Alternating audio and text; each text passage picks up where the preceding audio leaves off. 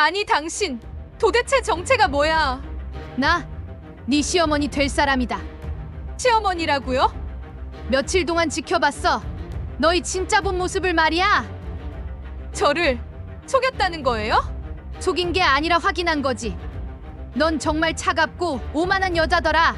감히 더러운 청소부 주제에. 뭐 더럽다고?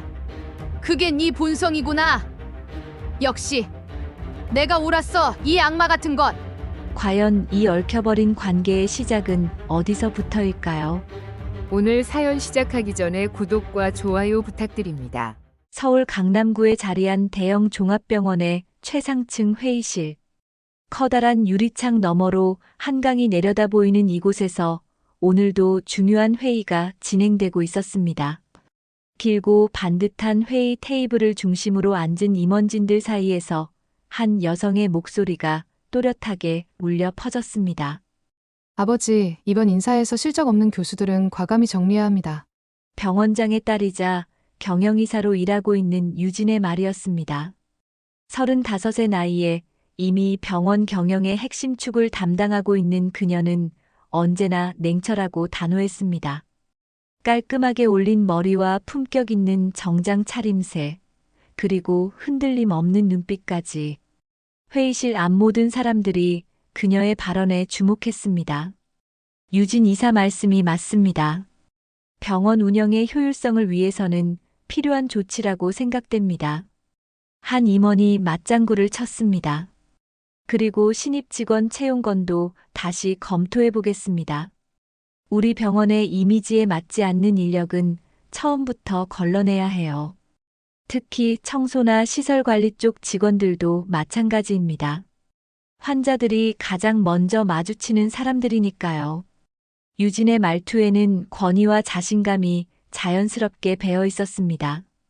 어린 시절부터 병원장의 딸로 자라오며 체득한 리더십이었죠.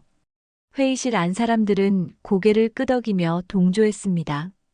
아무도 감히 그녀의 의견에 반박하지 못했습니다.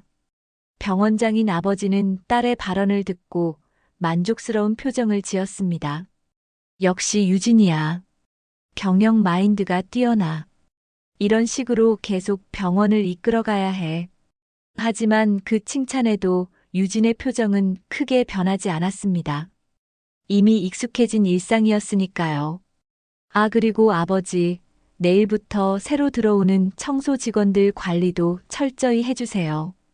환자들 앞에서 실수라도 하면 병원 이미지에 타격이 클 테니까요. 유진이 덧붙였습니다. 회의가 끝나고 유진은 자신의 개인 사무실로 돌아왔습니다.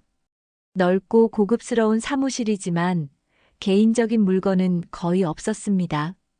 가족 사진도 친구들과 찍은 추억의 사진도 보이지 않았죠. 오직 각종 의료 관련 상장과 인증서들만이 벽면을 장식하고 있을 뿐이었습니다. 명문대 의과대학 졸업장, 경영학 석사 학위증, 병원 경영 우수상까지 모든 것이 유진의 완벽한 이력을 증명하고 있었습니다.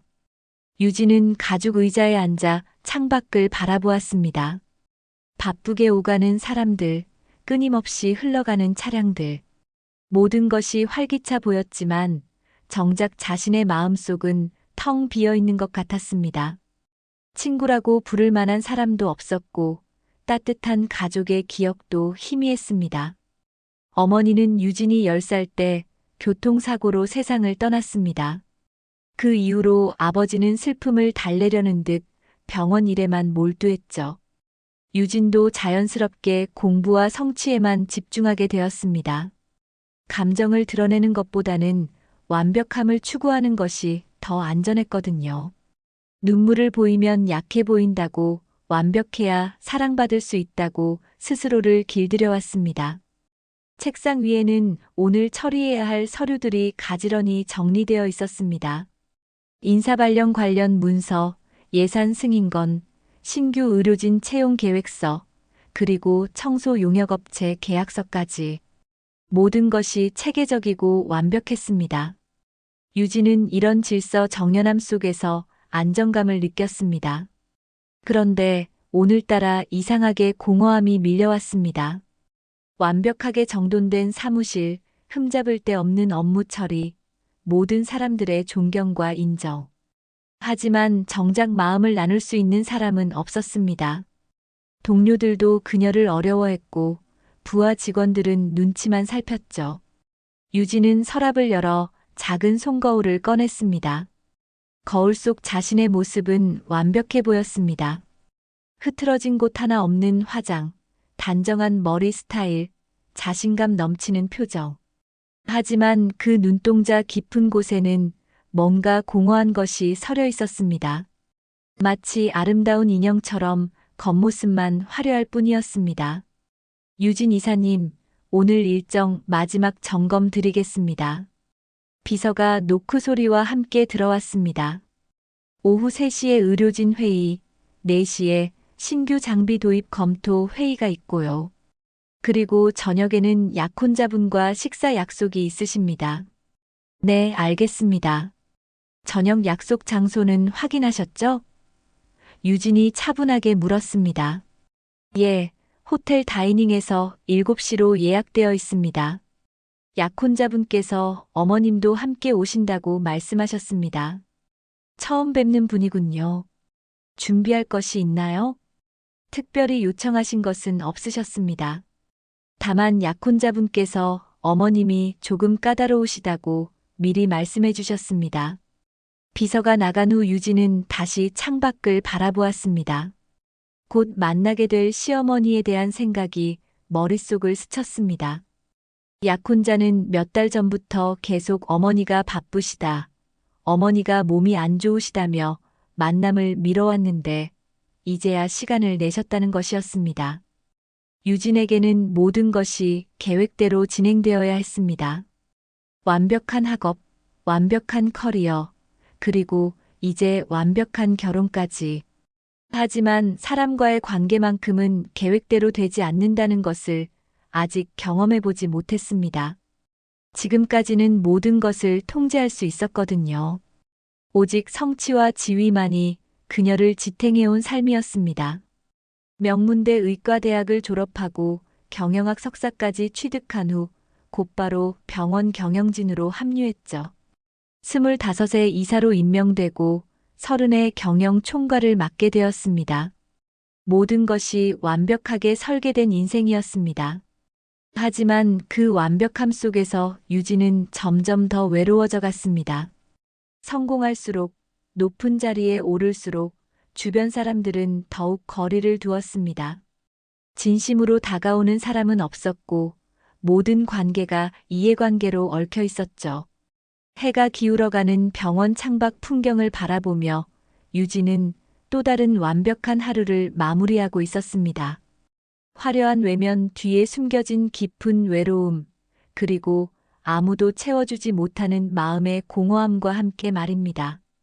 다음 날 아침 유진은 평소보다 일찍 병원에 도착했습니다. 어젯밤 시어머니와의 첫 만남을 앞두고 잠을 설쳤던 탓이었죠. 엘리베이터를 타고 올라가면서 거울에 비친 자신의 모습을 다시 한번 점검했습니다. 완벽했습니다. 언제나 그랬듯이 말이죠. 하지만 오늘은 뭔가 달랐습니다. 평소 같으면 조용했을 병원 복도에서 낯선 소리가 들려왔거든요. 쓸고 닦는 소리, 그리고 누군가 작게 흥얼거리는 멜로디까지. 이상하네. 평소 이 시간에는 청소가 끝나는데. 유진이 고개를 갸웃하며 소리가 나는 쪽으로 발걸음을 옮겼습니다. 복도 끝에서 한 여인이 바닥을 닦고 있었습니다. 낡은 앞치마와 고무장갑을 낀 채 정성스럽게 바닥을 닦는 모습이 보였죠. 50대 후반쯤으로 보이는 그 여인은 유진의 발소리를 듣고 고개를 들었습니다. 아, 안녕하세요. 여인이 고개를 숙이며 인사했습니다. 목소리는 부드러웠지만 어딘지 모르게 단단한 느낌이 들었죠. 유진은 잠깐 그 여인을 바라보았습니다. 새로 들어온 청소부인 것 같았는데 뭔가 다른 청소 직원들과는 다른 느낌이었습니다. 움직임이 너무 세련되었달까요? 바닥을 닦는 자세조차 어딘지 품격이 있어 보였습니다. 새로 오신 분이신가요? 유진이 물었습니다. 네, 어제부터 일하게 되었습니다. 여인이 대답했습니다. 그런데 그 눈빛이 이상했습니다. 일반적인 청소부들과는 다르게 유진을 똑바로 바라보고 있었거든요. 주눅 들지도 않고 어색해하지도 않고 말이죠. 유진은 잠깐 당황스러웠습니다. 보통 병원 직원들은 자신을 볼 때 조금은 긴장하거나 어려워하는 기색을 보였는데 이 여인은 전혀 그렇지 않았습니다. 오히려 자신을 관찰하고 있는 것 같은 느낌까지 들었죠. 열심히 일하시네요. 그런데 이 시간에 청소를 하시는 건 처음 보는데요. 유진이 다시 물었습니다. 어제 놓친 부분이 있어서 일찍 나왔습니다. 완벽하게 하고 싶어서요. 여인의 대답이었습니다. 완벽하게 하고 싶다는 말에 유진은 묘한 동질감을 느꼈습니다. 자신도 항상 모든 것을 완벽하게 하려고 했거든요. 하지만 곧 고개를 저었습니다. 청소부와 자신을 동일시한다는 것이 우스웠거든요. 그럼 수고하세요. 유진이 돌아서려는 순간이었습니다. 아가씨. 여인이 조용히 불렀습니다. 유진은 발걸음을 멈췄습니다. 아가씨라고 불렸다는 것이 놀라웠습니다. 병원에서는 모든 사람이 자신을 이사님이라고 불렀거든요. 청소부가 감히 자신을 아가씨라고 부르다니. 네. 유진이 돌아서며 차가운 목소리로 대답했습니다. 오늘도 힘들었죠? 여인이 말했습니다. 그런데 그 말투가 이상했습니다. 마치 오래전부터 유진을 알고 있었던 사람처럼 들렸거든요. 유진은 눈살을 찌푸렸습니다. 무슨 말씀이세요? 아, 죄송합니다. 그냥 일찍 출근하시는 것 보니까 바쁘게 사시는 것 같아서요. 여인이 미소를 지으며 말했습니다. 하지만 유진은 그 미소가 마음에 들지 않았습니다. 뭔가 자신을 꿰뚫어 보는 것 같은 느낌이 들었거든요. 마치 자신의 속마음을 다 알고 있다는 듯한 표정이었습니다. 앞으로는 업무 시간을 지켜주세요.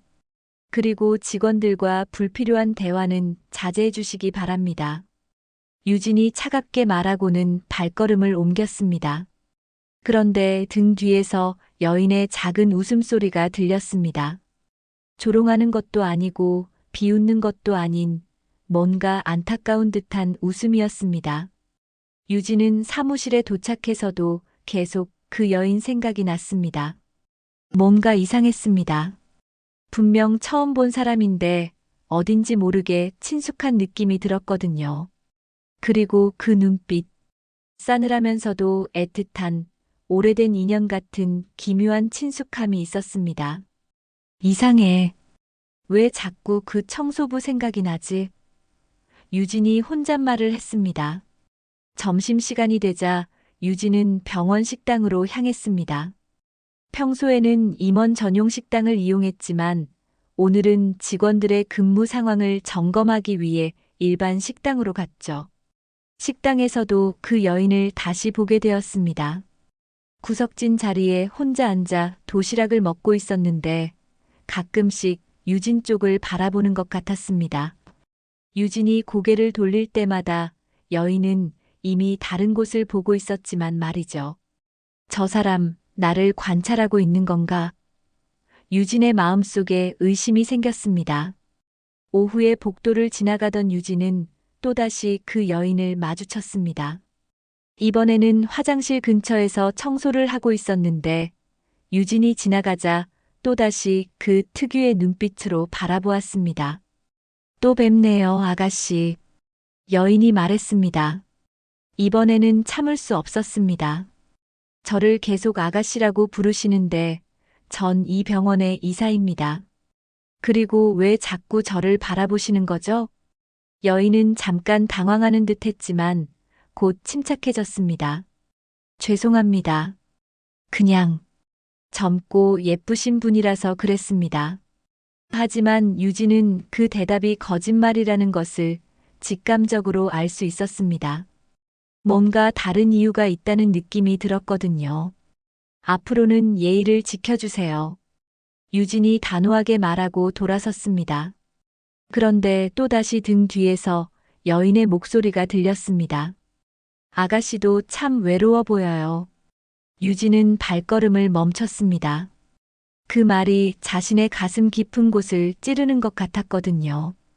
돌아보고 싶었지만 참았습니다. 청소부의 말에 동요하는 모습을 보일 수는 없었으니까요. 하지만 마음속으로는 충격이 컸습니다. 자신이 외롭다는 것을 어떻게 알았을까요? 분명 완벽하게 감추고 있었는데 말이죠. 그날 저녁 시어머니와의 만남을 앞두고 유진은 계속 그 여인 생각을 하고 있었습니다. 뭔가 모르게 불안했습니다. 마치 자신의 비밀이 들킬 것 같은 기분이었죠. 며칠이 지났지만 유진은 여전히 그 청소부 아주머니가 신경 쓰였습니다. 병원을 돌아다니다 보면 자꾸 마주치게 되었고 그때마다 여인은 의미심장한 눈빛으로 자신을 바라보곤 했죠. 마치 무언가를 알고 있다는 듯한 표정이었습니다. 오늘도 유진은 평소처럼 업무를 보고 있었습니다. 신규 의료진 면접을 마치고 복도를 걷던 중이었죠. 그런데 이상한 일이 벌어졌습니다. 분명 비어 있어야 할 회의실에서 누군가의 목소리가 들려온 것입니다. 유진은 조심스럽게 회의실 문 근처로 다가갔습니다. 문이 살짝 열려 있어서 안쪽 상황이 보였죠. 그런데 깜짝 놀랐습니다. 바로 그 청소부 아주머니가 휴대폰으로 누군가와 통화를 하고 있었거든요. 응, 맞아. 병원장 딸 맞아. 생각보다 더 차갑더라. 여인의 목소리가 들렸습니다. 유진은 심장이 쿵쾅거렸습니다. 자신에 대해 이야기하고 있다는 것이 분명했거든요. 그런데 정말 외로워 보여. 사람들이 다 무서워하더라고. 권력에 취해서 인간성을 잃어버린 것 같아. 여인이 계속 말했습니다. 유진의 얼굴이 붉어졌습니다. 감히 청소부가 자신을 평가하다니. 그것도 이렇게 뒤에서 험담을 하다니 참을 수 없었습니다. 아, 그리고 약혼자 있다는 소문 들었어. 내 아들이야. 어떤 애인지 확인차 온 거야. 여인의 다음 말에 유진은 완전히 얼어붙었습니다. 내 아들이라고? 약혼자의 어머니라고? 순간 머릿속이 하얘졌습니다. 그렇다면 지난 며칠 동안 자신을 관찰하던 것은 당분간 더 지켜볼 생각이야. 내 아들 망칠 여자인지 제대로 확인하고 싶거든. 여인의 목소리가 계속 들렸습니다. 유진은 분노로 온몸이 떨렸습니다. 시어머니가 청소부로 변장해서 자신을 감시하고 있었다는 것입니다. 그것도 며칠 동안이나 속이면서 말이죠. 뭐 하는 거예요? 유진이 회의실 문을 벌컥 열고 들어갔습니다. 여인은 깜짝 놀라며 휴대폰을 끊었습니다. 아, 아가씨. 여인이 당황하며 말했습니다. 내 뒤를 캐려는 거예요? 지금까지 다 거짓말이었던 거죠? 유진의 목소리는 분노로 떨리고 있었습니다. 여인은 잠깐 망설이더니 고개를 들어 유진을 똑바로 바라보았습니다. 이제 더 이상 숨길 필요가 없다는 듯 당당한 표정이었죠. 내가 내 아들의 약혼자라서 확인하고 싶었어. 그 순간 유진의 손에 들린 서류가 바닥에 떨어졌습니다. 머릿속이 복잡하게 돌아갔습니다. 시어머니? 정말로 시어머니였단 말인가요? 시어머니, 세요? 유진이 떨리는 목소리로 물었습니다. 그래, 나는 박선영이야. 내 약혼자 민수 엄마지.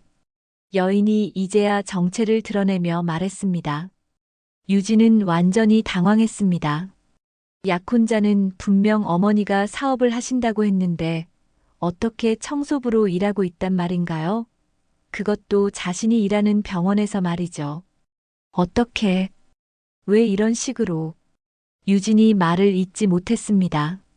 내가 너를 시험하려고 했다. 박선영이 차분하게 말했습니다.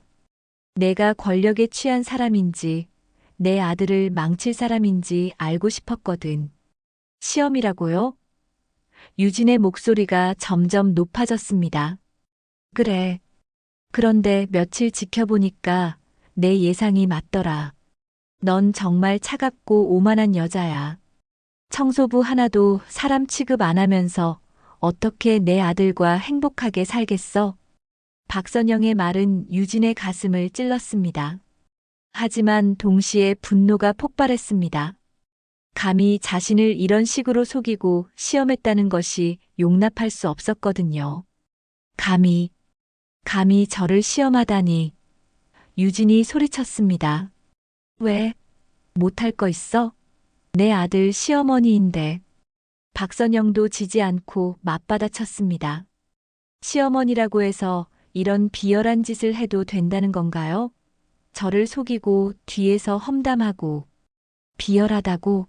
난 그냥 진실을 확인한 것뿐이야. 그런데 내 진짜 모습을 보니까 정말 실망스럽더라. 두 사람의 목소리가 점점 커졌습니다. 복도에 있던 사람들이 하나둘씩 회의실 쪽을 바라보기 시작했죠. 실망스럽다고요? 저를 속인 건 어머님이잖아요. 유진이 분개했습니다. 속였다고? 난 그냥 일을 한 것뿐이야. 그런데 너는 나를 사람 취급도 안 했잖아. 그게 내 진짜 모습이지. 박선영의 말에 유진은 할 말이 없었습니다. 분명 청소부라고 생각했을 때 함부로 대했던 것이 사실이었거든요. 그건 제가 몰라서. 몰라서? 그럼 알았으면 달랐겠어? 그게 문제야. 넌 사람을 신분으로 판단하는 거야. 박선영의 지적이 정확했습니다. 유진은 정말로 청소부라고 생각했을 때와 시어머니라고 알았을 때의 태도가 달랐거든요. 하지만 이런 식으로 속이신 것도 잘못이에요. 그래, 내가 잘못했어. 하지만 덕분에 내 진짜 모습을 봤잖아. 권력과 지위에만 관심 있고 사람의 마음은 전혀 모르는 차가운 여자 말이야. 박선영의 말 한마디 한마디가 유진의 마음을 후벼 팠습니다. 사실이었기 때문에 더욱 아팠죠. 그럼 어쩌자는 거예요? 결혼 취소하자는 건가요? 그건 더 지켜봐야겠어. 내가 정말 변할 수 있는 사람인지 말이야. 유진은 분노와 배신감, 그리고 모멸감이 뒤섞인 복잡한 감정에 휩싸였습니다. 지금까지 완벽하다고 생각했던 자신의 인생이 한순간에 흔들리는 것 같았습니다. 회의실 밖에서는 이미 사람들이 웅성거리기 시작했습니다. 병원장 딸과 청소부 사이에 무슨 일이 벌어지고 있는지 궁금해하며 말이죠. 회의실 안의 긴장감이 극에 달했습니다. 유진과 박선영은 서로를 노려보며 대치하고 있었고, 복도에서는 점점 더 많은 사람들이 몰려들고 있었습니다. 간호사들과 의료진들이 수군거리는 소리가 들렸죠. 병원장 딸이 청소부랑 무슨 일이야? 목소리가 엄청 크던데. 유진은 이런 상황이 더욱 치욕스러웠습니다. 자신이 직원들 앞에서 청소부와 언쟁을 벌이고 있다는 것이 말이죠. 하지만 박선영의 태도가 너무나 당당해서 더욱 화가 났습니다. 어머님, 이런 식으로 하시는 것은 너무 비열합니다. 유진이 목소리를 낮추며 말했습니다. 비열하다고? 내가 뭘 잘못했는데? 박선영이 되묻었습니다. 일을 하는 게 비열한 일이야? 아니면 내 아들의 약혼자가 어떤 사람인지 확인하는 게 비열한 일이야? 하지만 이런 식으로 속이면서 속인 게 아니라 진실을 본 거야. 내가 지위 없는 사람들을 어떻게 대하는지 말이야. 박선영의 말에 유진은 할 말을 잃었습니다. 분명 청소부라고 생각했을 때는 함부로 대했던 것이 사실이었거든요. 그때 회의실 문이 열리며 간호과장이 들어왔습니다. 무슨 일이세요? 복도에서 소리가 너무 크게. 유진은 당황했습니다. 이런 모습을 직원에게 들키고 싶지 않았거든요. 아무것도 아닙니다. 나가주세요. 유진이 차갑게 말했습니다. 하지만 박선영이 먼저 입을 열었습니다. 간호과장님이시죠? 안녕하세요. 저는 박선영입니다. 아, 네. 새로 오신 청소 담당자시군요. 간호과장이 어색하게 대답했습니다. 네, 그런데 이분이 저를 좀 함부로 대하셔서. 박선영이 유진을 바라보며 말했습니다. 유진의 얼굴이 붉어졌습니다. 지금 뭐 하시는 거예요? 사실을 말하는 것뿐이야. 난 내 시어머니가 될 사람인데 이런 대접을 받아야 하나? 간호과장은 상황을 이해하지 못했습니다. 시어머니라고 하셨나요? 네, 저는 유진 씨의 약혼자 어머니입니다. 며칠 전부터 여기서 일하면서 며느리 될 사람이 어떤지 지켜봤는데 박선영이 의미심장하게 말했습니다. 간호과장의 눈이 커졌습니다. 병원장 딸의 시어머니가 청소부로 일하고 있었다는 것이 믿기지 않았거든요. 그만해요. 유진이 소리쳤습니다. 지금 당장 그만두세요. 하지만 박선영은 멈추지 않았습니다. 왜? 부끄러워? 내 시어머니가 청소부라는 게 창피해? 그런 게 아니라. 그런 게 맞잖아. 넌 지금까지 나를 무시했어. 청소부라고 생각해서 말이야. 이때 복도에서 더 많은 사람들이 몰려들었습니다. 의사들과 간호사들, 심지어 환자들까지 무슨 일인지 궁금해하며 회의실 주변에 모여들었죠. 유진은 더 이상 참을 수 없었습니다. 자신의 체면이 말이 아니었거든요. 분노가 폭발하는 순간이었습니다. 이런 더러운 노인네가. 유진이 소리치며 손을 들어 올렸습니다. 그 순간 박선영의 얼굴을 향해 손바닥이 날아갔습니다. 찰싹, 맑은 소리가 회의실에 울려 퍼졌습니다. 순간 모든 것이 조용해졌습니다. 복도에 있던 사람들이 모두 충격에 빠진 채 숨을 죽였죠. 박선영은 뺨을 감싸며 유진을 바라보았습니다. 눈에는 눈물이 고여 있었지만 분노보다는 실망감이 더 컸습니다. 역시 내 예상이 맞았네. 박선영이 떨리는 목소리로 말했습니다. 어머님. 그때 복도에서 익숙한 목소리가 들렸습니다. 유진의 약혼자 민수가 뛰어오고 있었습니다. 민수는 상황을 파악하고는 경악했습니다. 무슨 일이에요? 왜 어머니가 여기에? 민수야. 박선영이 아들을 보며 눈물을 흘렸습니다. 유진 씨, 도대체 무슨 일인가요? 민수가 유진을 바라보며 물었습니다. 유진은 대답할 수 없었습니다. 자신이 시어머니를 때렸다는 사실이 믿기지 않았거든요. 내 약혼자가 날 때렸어. 박선영이 조용히 말했습니다. 뭐라고요? 민수의 얼굴이 굳어졌습니다. 복도에 있던 사람들 사이에서 웅성거림이 시작되었습니다. 병원장 딸이 시어머니를 때렸다더라. 세상에 그런 일이. 휴대폰으로 찍는 사람도 있던데. 유진은 절망감에 빠졌습니다. 이 소문이 병원 전체로 그리고 바깥으로까지 퍼질 것이 뻔했거든요.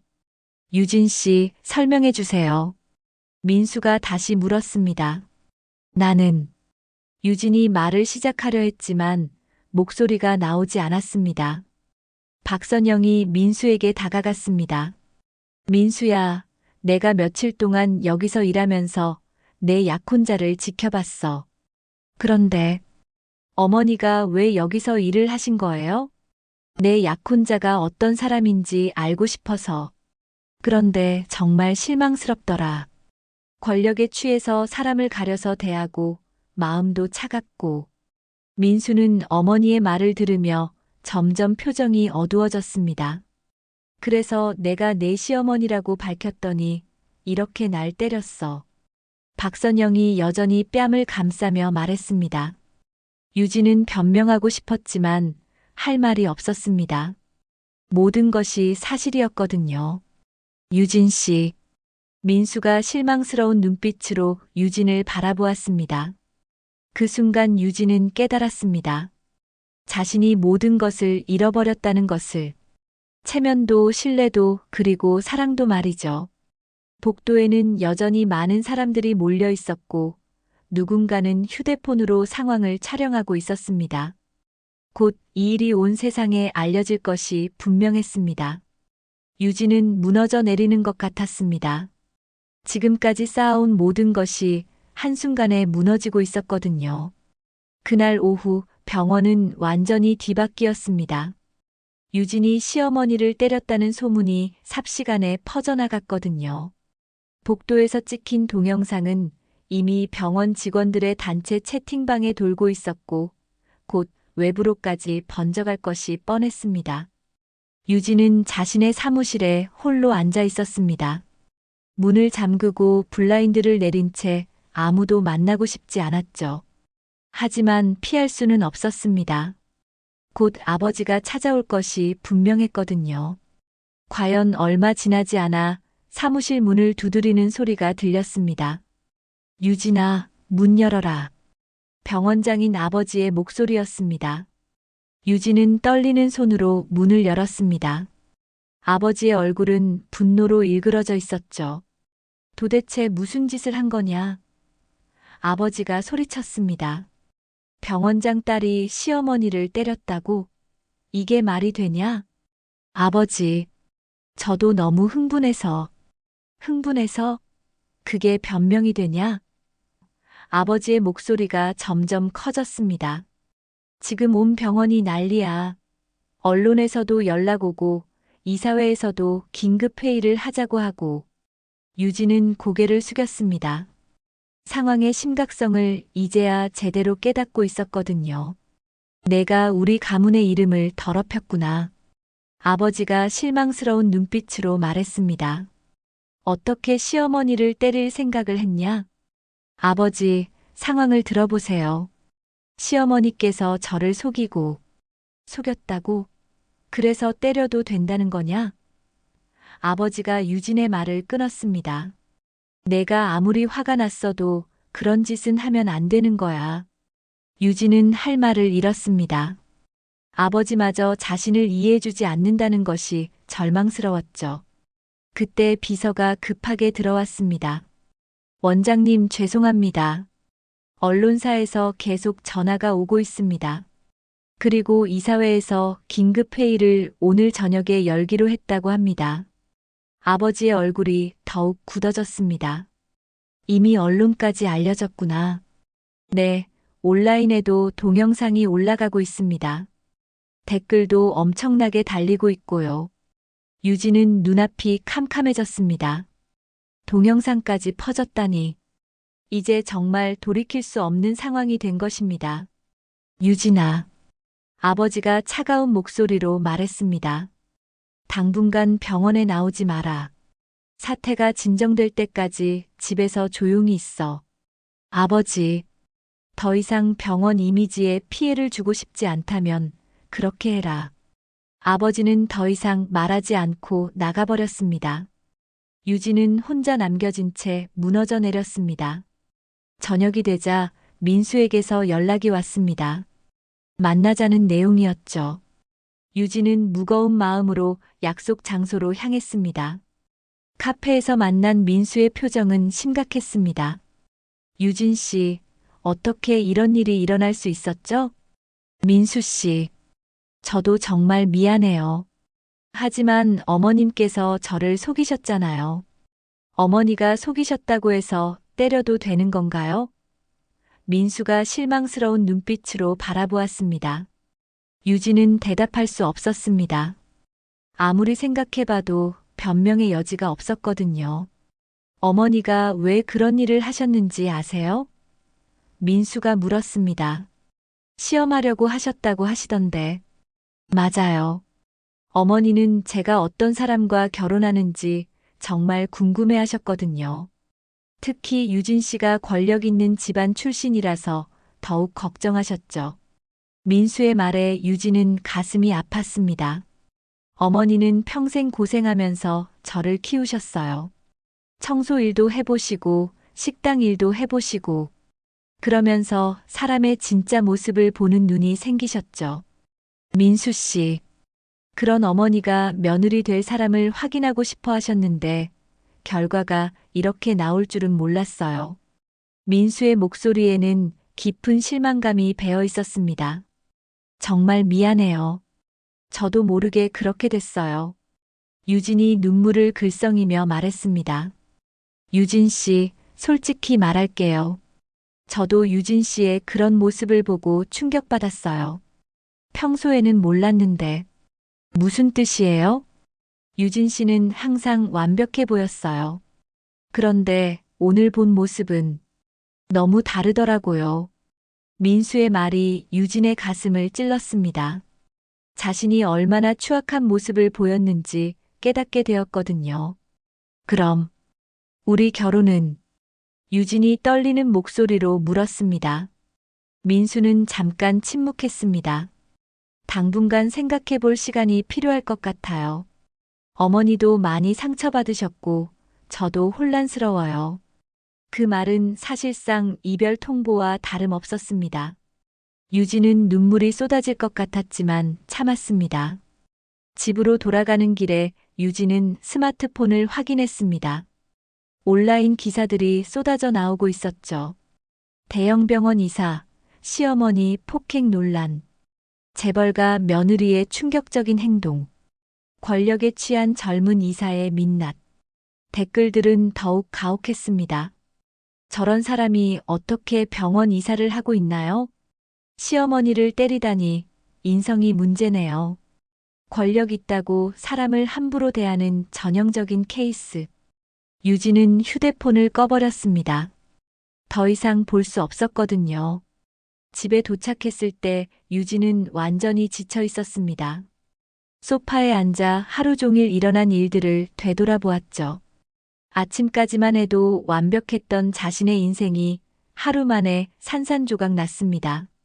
병원에서의 지위, 아버지의 신뢰, 약혼자와의 관계, 그리고 세상 사람들의 시선까지 모든 것을 잃어버린 것 같았습니다. 유진은 처음으로 자신의 삶을 진지하게 돌아보기 시작했습니다. 지금까지 자신이 얼마나 오만했는지, 얼마나 차갑게 살아왔는지 깨닫게 되었거든요. 거울 속 자신의 모습은 여전히 완벽해 보였습니다. 하지만 그 완벽함이 이제는 공허하게만 느껴졌죠. 겉모습만 화려할 뿐 속은 텅 비어 있는 자신을 발견했습니다. 그날 밤 유진은 잠들지 못했습니다. 자신이 잃어버린 것들과 앞으로 어떻게 살아가야 할지에 대한 생각으로 머릿속이 복잡했거든요. 며칠이 지났지만 유진의 상황은 나아지지 않았습니다. 언론의 관심은 여전했고 병원 이사회에서는 유진의 직책에 대한 재검토를 논의하고 있었죠. 아버지는 여전히 차가운 태도를 보였고 민수와는 연락이 끊어진 상태였습니다. 유진은 집에서 혼자 지내며 처음으로 자신의 삶을 깊이 돌아보고 있었습니다. 지금까지는 너무 바빠서 생각할 시간이 없었는데 이제야 여유가 생겼거든요. 하지만 그 여유는 달갑지 않았습니다. 거실 소파에 앉아 창밖을 바라보며 유진은 생각에 잠겼습니다. 왜 난 늘 완벽해야 한다는 강박에 시달렸을까? 내 안의 상처를 들여다보는 게 그렇게 두려웠던 걸까? 어린 시절이 떠올랐습니다.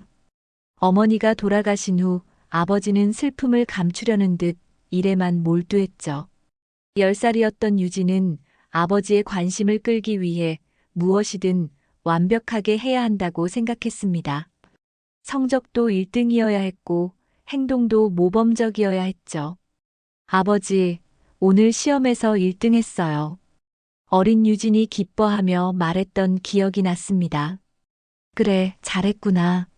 아버지는 바쁘니까 혼자 저녁 먹고 있어라. 아버지는 늘 그런 식이었습니다.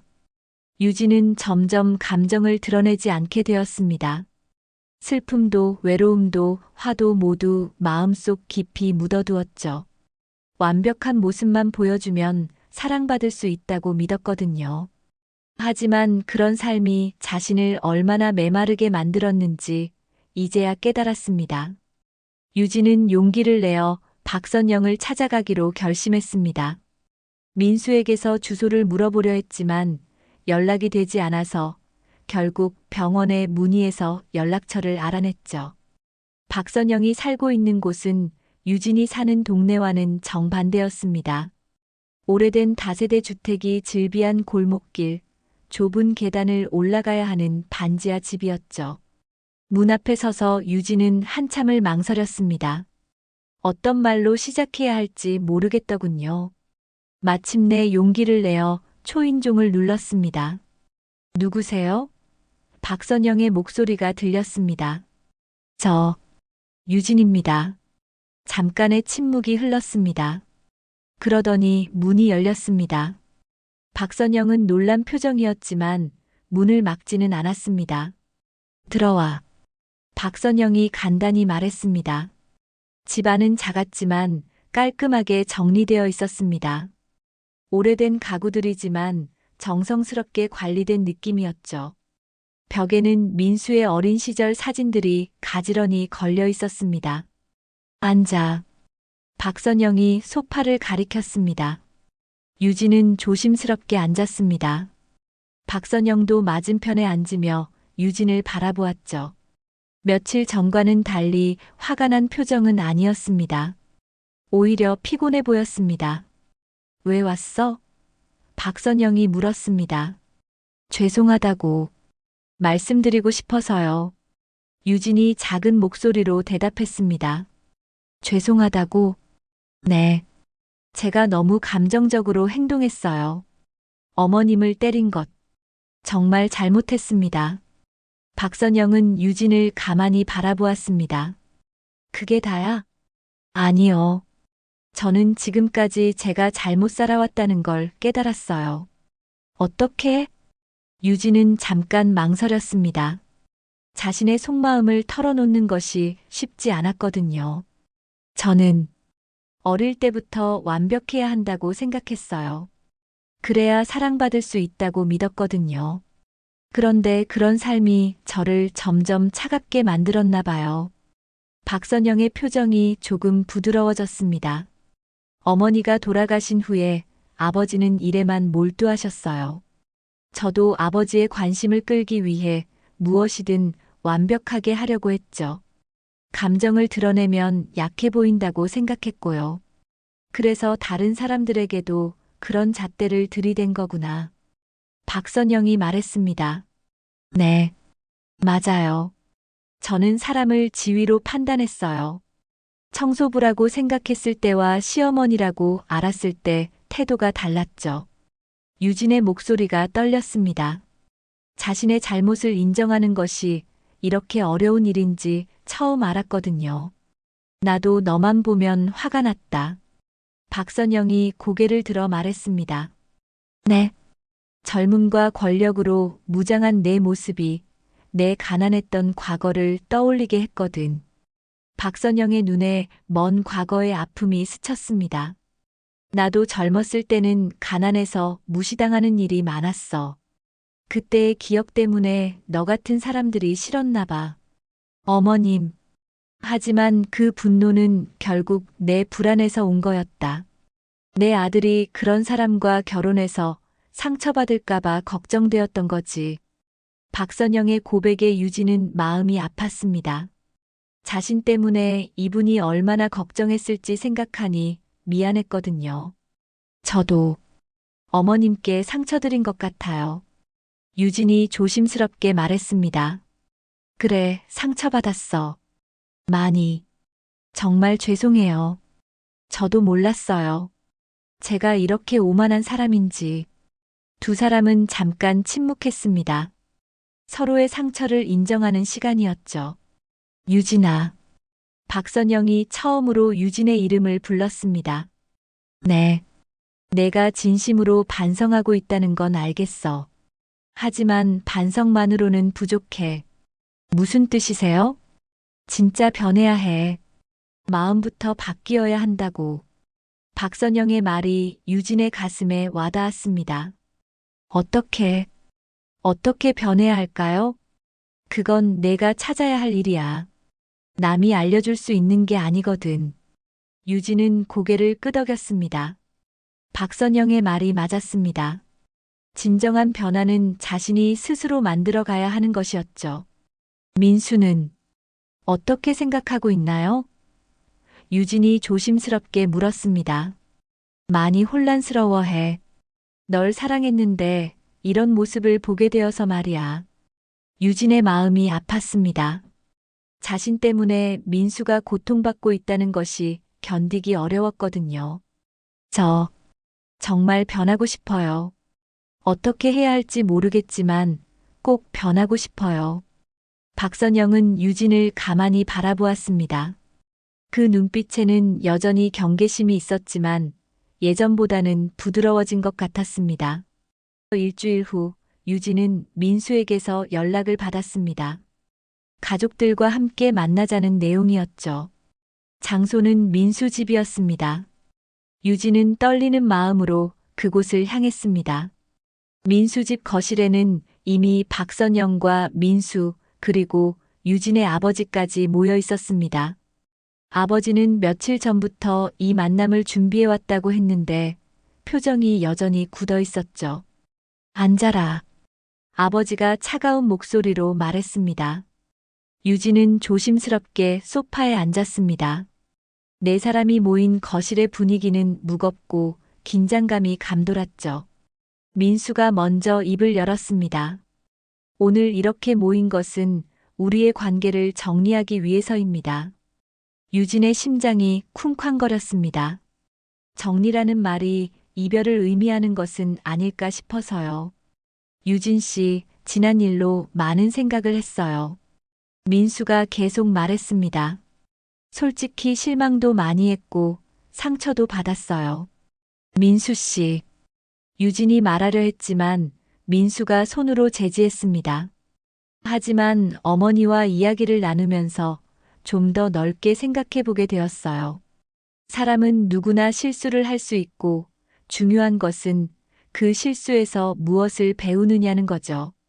박선영이 고개를 끄덕였습니다. 민수 말이 맞아. 나도 처음에는 화가 많이 났지만 유진이가 찾아와서 진심으로 반성하는 모습을 보고 마음이 조금 누그러졌어. 유진의 아버지가 입을 열었습니다. 하지만 일어난 일은 너무 심각해. 언론에서도 아직 시끄럽고 병원 이미지도 많이 타격을 받았어. 아버지, 저는 유진이 말을 시작했지만 목이 메었습니다. 유진아, 내가 뭐라고 변명하든 내가 저지른 일은 변하지 않아.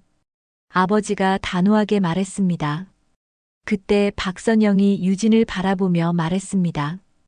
유진아, 내가 정말 변하고 싶다고 했지? 네, 정말로요. 그럼 증명해봐. 말로만 하지 말고. 어떻게요? 박선영이 잠깐 망설이더니 결심한 듯 말했습니다. 내가 다시 한번 너를 시험해 볼게. 하지만 이번에는 공정하게. 민수가 놀란 표정으로 어머니를 바라보았습니다. 어머니, 무슨 말씀이세요? 나는 아직 확신이 서지 않아. 유진이가 진짜 변했는지 아니면 그냥 상황이 어려워서 그런 척 하는 건지 말이야. 유진은 박선영의 말에 상처받았지만 화내지 않았습니다. 자신이 믿음을 잃었다는 것을 인정할 수밖에 없었거든요. 어머님, 저는 어떤 시험이든 받겠습니다. 유진이 진지하게 말했습니다. 좋아. 그럼 한 달 동안 우리 동네에서 봉사활동을 해봐. 조건은 아무도 내가 누군지 모르게 하는 거야. 봉사활동이요? 그래. 독거노인들 도시락 배달, 청소, 말벗 되어드리기. 그런 일들 말이야. 유진의 아버지가 반대했습니다. 그게 무슨 소리야? 병원장 딸이 그런 일을. 아버지.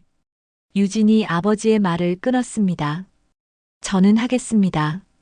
유진아. 아버지, 저는 정말 변하고 싶어요. 그리고 제가 얼마나 잘못 살아왔는지 깨닫고 싶어요. 아버지는 딸의 결의에 찬 눈빛을 보고 말을 잇지 못했습니다. 박선영이 다시 말했습니다. 그리고 한 가지 더. 한 달 동안 내가 어떻게 행동하는지 지켜본 후에 내가 최종 판단을 내릴게. 민수와의 결혼을 허락할지 말지를 말이야. 민수가 당황했습니다. 어머니, 그건 제가 결정할 일 아닌가요? 민수야, 너는 아직 유진이의 진짜 모습을 다 보지 못했어. 나는 며느리로 받을 사람을 신중하게 선택하고 싶어.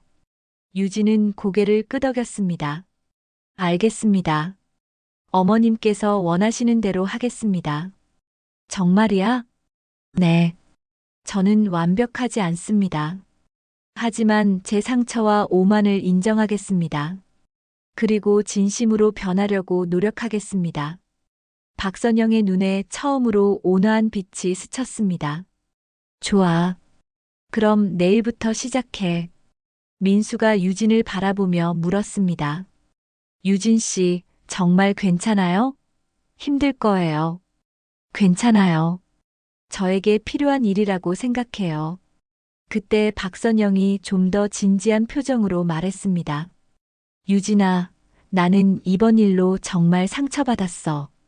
하지만 동시에 나 자신을 돌아보게 되기도 했어. 무슨 뜻이세요? 나도 너를 미리 판단하고 편견을 가지고 있었나 봐. 가난한 사람과 부유한 사람 사이의 갈등을 너무 단순하게 생각했던 것 같기도 하고. 박선영의 고백에 모든 사람이 조용해졌습니다.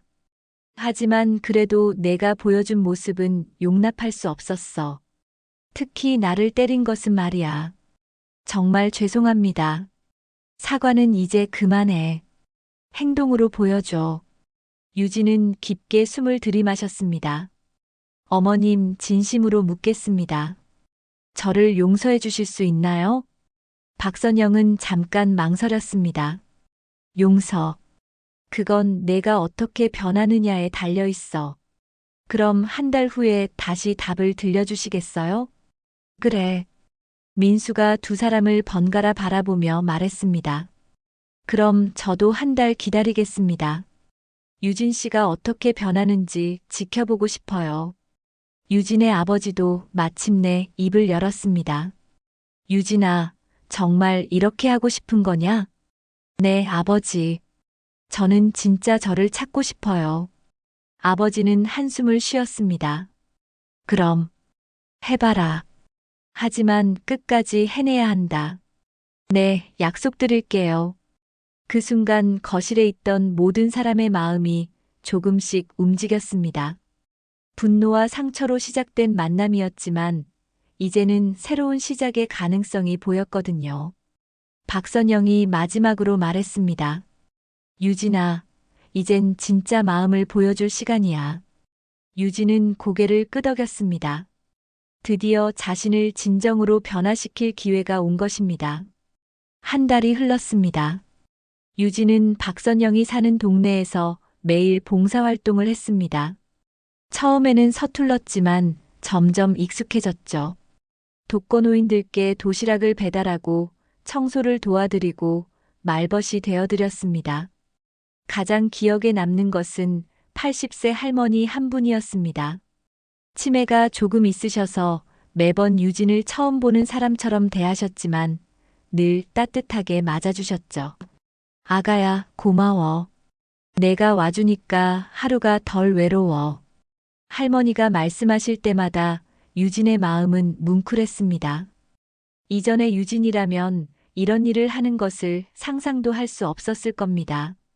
하지만 지금은 달랐습니다. 누군가를 도우면서 오히려 자신이 더 많은 것을 배우고 있다는 걸 깨달았거든요. 봉사활동을 하면서 유진은 많은 사람들을 만났습니다. 경제적으로 어려운 상황에서도 밝게 사는 사람들, 몸이 불편해도 다른 일을 걱정하는 사람들. 그들을 통해 진정한 삶의 가치가 무엇인지 배웠습니다. 어느 날 평소보다 일찍 봉사를 마친 유진은 동네 카페에 앉아 있었습니다. 그때 박선영이 들어왔습니다. 유진아. 박선영이 유진을 발견하고 다가왔습니다. 어머님. 유진이 반갑게 인사했습니다. 박선영은 유진 맞은편에 앉으며 말했습니다. 한 달 동안 수고 많았어. 아니에요. 오히려 제가 더 많이 배웠어요. 그래, 뭘 배웠는데? 유진은 잠깐 생각해 보더니 말했습니다.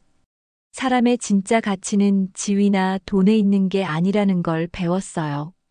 그리고 누군가를 도우면서 느끼는 기쁨이 얼마나 큰지도 알았고요. 박선영의 표정이 부드러워졌습니다. 정말로? 네. 처음에는 어색하고 힘들었는데 나중에는 제가 더 고마웠어요. 할머니들이 저를 기다려주시고 환하게 웃어주실 때마다 마음이 따뜻해졌거든요. 그럼 이제 예전의 유진과는 달라진 거네.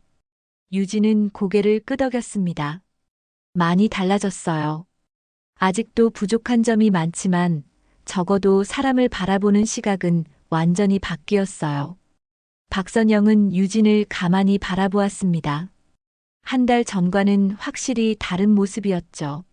눈빛도 더 따뜻해졌고 말투도 더 겸손해졌습니다. 유진아, 솔직히 말할게. 네. 처음에는 내가 변할 수 있을 거라고 생각하지 않았어. 너무 오만하고 차가워 보였거든. 유진은 아무 말하지 않고 들었습니다.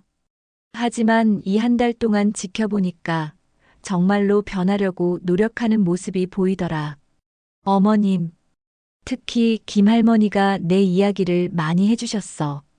내가 얼마나 정성스럽게 도와드리는지 할머니가 치매로 같은 말을 반복해도 짜증 한 번 안 내고 들어준다고 하시더라. 유진의 눈시울이 붉어졌습니다. 자신의 변화를 인정해주는 말을 듣고 있으니 감격스러웠거든요. 그리고 무엇보다도 내 표정이 많이 달라졌어. 예전에는 늘 경계하고 차가운 느낌이었는데 지금은 훨씬 자연스럽고 따뜻해 보여. 박선영이 잠깐 멈춘 후 다시 말했습니다. 나도 미안해. 네. 너만 잘못한 게 아니야. 나도 너를 너무 일방적으로 판단했어. 시험한다면서 속인 것도 그렇고. 유진은 고개를 저었습니다. 아니에요. 어머님이 하신 일은 이해해요. 저 같은 며느리를 두고 싶지 않으셨을 거예요. 그래도 방법이 좀 극단적이었지. 두 사람은 잠깐 웃었습니다. 처음으로 서로를 이해하는 순간이었죠. 그때 민수가 카페로 들어왔습니다. 박선영이 미리 불러둔 것 같았습니다. 어머니 유진 씨. 민수가 인사하며 앉았습니다. 민수야, 앉아. 우리 방금 이야기하고 있었어. 민수는 유진을 바라보며 말했습니다. 유진 씨, 한 달 동안 정말 수고하셨어요. 제가 가끔 지켜봤는데 정말 열심히 하시더라고요. 지켜보셨다고요? 네, 어머니가 부탁하셔서. 멀리서 몇 번 봤어요. 유진은 놀랐지만 화내지 않았습니다. 당연한 일이라고 생각했거든요. 박선영이 두 사람을 바라보며 말했습니다. 이제 내 결론을 말할게. 유진과 민수 모두 긴장했습니다. 유진아, 너는 정말로 변했어. 한 달 전에 너와는 완전히 다른 사람이 되었어. 유진의 눈에 눈물이 고였습니다. 그래서 나는 너희 둘의 결혼을 허락할게. 어머님. 유진이 감격해서 소리쳤습니다. 민수도 안도의 표정을 지었습니다. 어머니, 감사합니다. 하지만 조건이 있어. 박선영이 다시 말했습니다. 무슨 조건이세요? 앞으로도 계속 이런 마음을 잃지 말아야 해. 그리고 가끔은 봉사활동도 함께 하자. 정말요? 유진이 기뻐했습니다. 그래. 나도 요즘 혼자 사는 할머니들과 친해졌거든. 함께 도우면 더 좋을 것 같아. 민수가 두 사람을 바라보며 웃었습니다. 좋은 생각이에요. 저도 함께 할게요. 박선영이 유진의 손을 잡았습니다. 유진아, 이제 진짜 가족이 되자. 유진은 눈물을 흘리며 대답했습니다. 네, 어머니. 며칠 후 세 사람은 함께 봉사활동을 하고 있었습니다. 유진이 그동안 도왔던 할머니들은 박선영과 민수를 반갑게 맞아주셨죠. 우리 유진이가 좋은 가족을 만났구나. 김할머니가 웃으며 말씀하셨습니다. 유진은 박선영과 민수를 바라보며 행복했습니다. 드디어 진정한 가족을 얻었다는 느낌이 들었거든요. 분노와 상처로 시작된 만남이었지만 결국 서로를 이해하고 사랑하는 가족의 관계로 발전했습니다. 유진은 이제 진짜 자신을 찾았다고 생각했습니다. 해질 무렵 세 사람은 함께 집으로 돌아가고 있었습니다. 유진은 박선영의 팔짱을 끼며 말했습니다. 어머니, 저를 변하게 해주셔서 감사해요. 뭘 내가 변하려고 노력했으니까 가능한 일이었어. 민수도 기쁜 마음으로 말했습니다. 이제 정말 새로운 시작이네요. 그들의 앞길에는 따뜻한 햇살이 비치고 있었습니다. 과거의 아픔을 딛고 일어선 세 사람의 새로운 출발이었습니다. 오늘 사연 어떠셨나요? 오늘 사연 들어주셔서 감사합니다. 구독과 좋아요 부탁드리며 다음에 더 좋은 사연으로 찾아뵙겠습니다. 지금까지 폭풍처럼 쏟아지는 사연 폭풍이었습니다.